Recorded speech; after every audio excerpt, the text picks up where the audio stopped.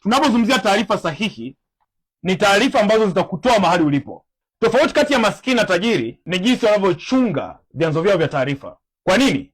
Kwa sababu taarifa ina nguvu ya kukubadilisha hata kama hutaki, na ndio maana ukiendekeza kufuatilia vitu negative, baada ya muda unakuwa negative. Ukiendekeza kukaa na watu wajinga, watu ambao wanawasema watu, baada ya muda unakuwa mbea tu na wewe. Ukiendekeza kukaa na watu ambao kila saa ni kulalamika, kulaumu na kunungunika, baada ya muda na wewe unakuwa vile vile. Uwezi ukakontrol taarifa. Uwezi ukasema mimi nitajitahidi tu, nitachunga akili yangu, mimi najua akili yangu, naijua mwenyewe. Unaijua mwenyewe, endelea kukaa na watu wajinga, utakuwa vile vile baada ya muda. Kwa sababu kinachotokea, unakuwa kama wale watu bila wewe kujua. Watu wengine ndio watajua, bwana mtu anabadilika, siku hizi ameanza kuwa mjinga hivyo, anaongea hovyo. Utajuaje akili ya mtu? Jinsi anavyoongea. Yeye ajua anachokiongea, lakini wewe unajua hapa mna kitu. Watu waliofanikiwa, watu wenye mafanikio wanachunga sana vyanzo vyao vya taarifa. Wako serious kwa sababu wanajua kabisa wakiendekeza taarifa wanakuwa watu tofauti.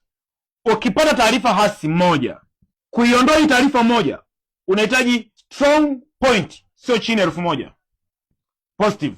Yaani inabidi upate ushawishi wa hali ya juu ili kufuta taarifa hii moja. Adhabu niambie, kuanzia asubuhi mpaka jioni unaingiza hizo taarifa. Na ndio maana vita ya kutoka mahali ulipo lazima uamue.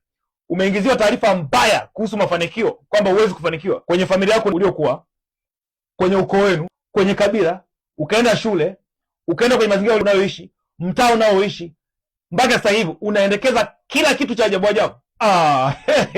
Una kazi rafiki yangu. Ndio maana kuna sababu tunaongea, inatakiwa tu uongee maneno magumu ili mtu ashtuke tu, aelewe kwamba vipi tena.